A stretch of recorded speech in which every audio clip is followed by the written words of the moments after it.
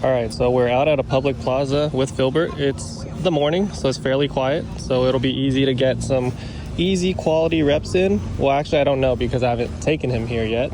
But the traffic should be low enough where we have a very productive session without him getting distracted by everything. So we're just gonna start walking him. So we're going back to just doing the U-turns. All right, so I'm gonna make sure he's following. I'm just gonna stay in this small section, just like always, but I am gonna push him a little bit to see if he can walk this whole plaza. So right now we're just walking. I haven't even given him a treat yet. So there's gonna be a lot of smells, for sure, because there's a lot of foot traffic here, and there was the farmer's market yesterday. So it's gonna be fair that he's gonna sniff around, but I'm gonna try to minimize that. No, he can sniff the ground right now since we just got here, but once we warm him up, we're not gonna do all this sniffing stuff, and I will pull him out later. But it's fair to let him check it out for a little bit, but he still can't drag me anywhere. So he could sniff in place. I'm gonna do one of these U-turns. And as I do this left U-turn where I'm walking into him, I'm gonna actually hold the leash back a little bit just so I don't bump into him because he gets a little scared.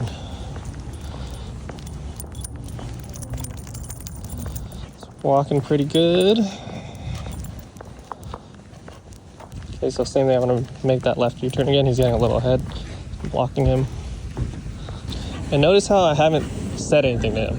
Here, I'm just making sure he's focusing without me cueing him up.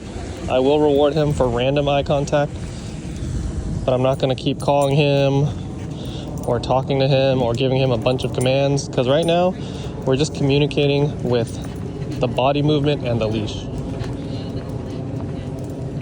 Good boy.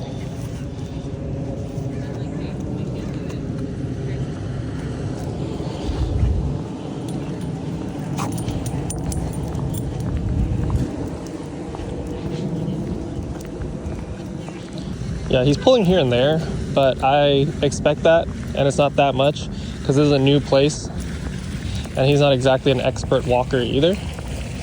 So let's do this. Turn in.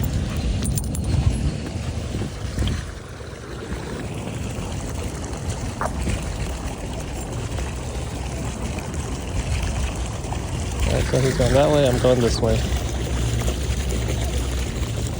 Let's do another outside turn.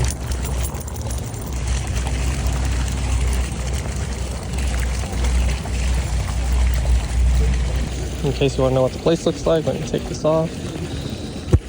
So it looks like this. We got the fountain here. Some dogs get really thrown off by the fountain because of the noise or the water, moving water. So it's like the same stuff we were doing last time with the attention, except now it's almost like a real walk. I wouldn't say it's a real walk because we're still staying within like a single area, but he is doing pretty good. Good boy. Lots of eye contact without me saying anything to him. He is choosing to pay attention. Again, very important that we're starting it in a very easy area. Right, there's people, but not that much people. I think I saw like one dog at a distance. I like to make sure I show the dog locations multiple times with low traffic before expecting them to do well with a lot of traffic. Sometimes if you rush into high traffic, your dog just checks out, and then they start thinking to themselves, oh, if there's a lot of stuff going on, I don't need to pay attention to you. So it's always about building them up gradually so they don't even see the difference between low and high traffic. I don't know why I was walking like that. My hands behind my back. Good boy. Doing really good, dude. All right, so right now we've walked around the fountain multiple times. Let's try walking the outside edge of the plaza.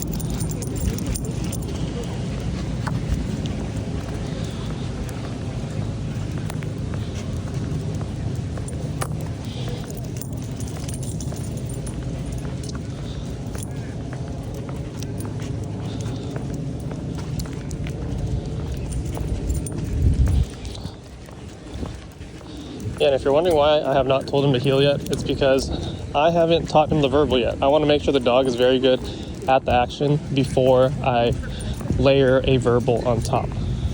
All right, so I want to make sure my leash communication's on point. my marker system is on point and that he's consistently doing what I want before I add the verbal. Because I don't want to water down the verbal.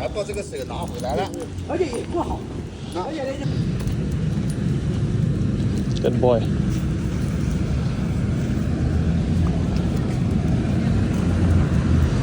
Right, so right now, pull a little bit to that guy over there. Not a big deal, but later we will clean it up a little more. Right now it's been 8 minutes on this video.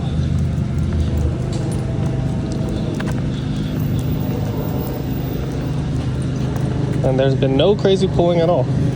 He'll drift over, hit the end of the leash, but nothing where he's becoming crazy and causing a scene for me.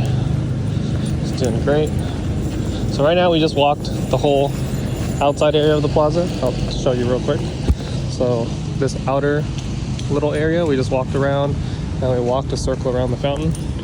So here he's sniffing. Okay, so now that he's warmed up, I'm not gonna let him sniff anything anymore.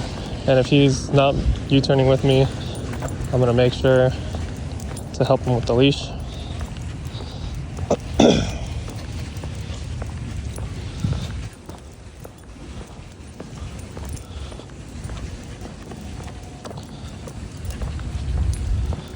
Okay, so there's dogs across the street. I don't think he notices them because there's a bunch of cars going back and forth. But we are just walking. Oh, what is that? So he hears a dog. I'm gonna pause here. Good boy.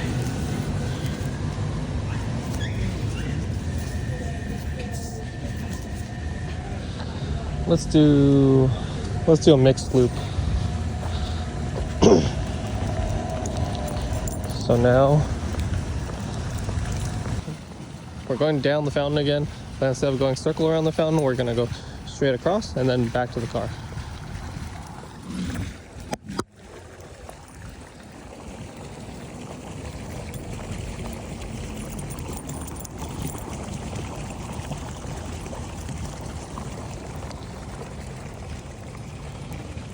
Good boy. All right, so there's a guy cleaning his car over there. That's the one where he pulled towards last time. So this time I will correct him and make him keep moving.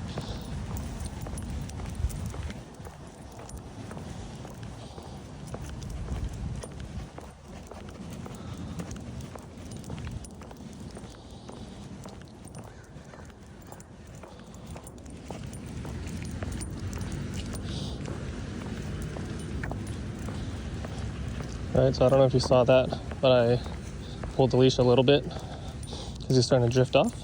It's all about your timing. Here to get your dog back. So right now we are already back at the car. And I'm just gonna stay in this shade section instead.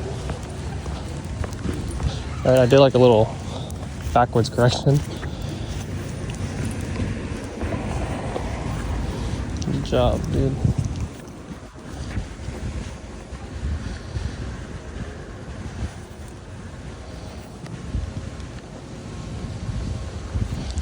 Good boy.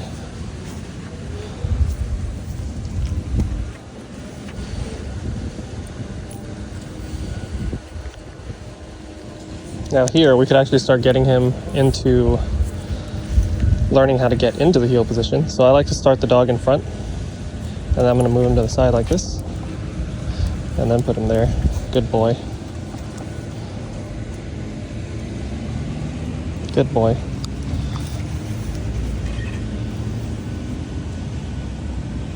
Break. And then release him out.